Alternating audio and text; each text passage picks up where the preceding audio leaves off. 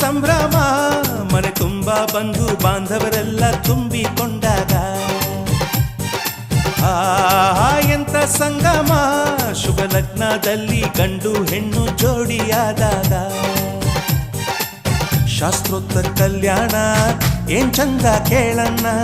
ಭೂಮಿಗೆ ಸ್ವರ್ಗಾನ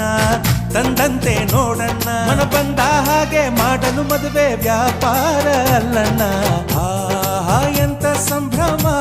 ಮನೆ ತುಂಬ ಬಂಧು ಬಾಂಧವರೆಲ್ಲ ತುಂಬಿಕೊಂಡಾಗ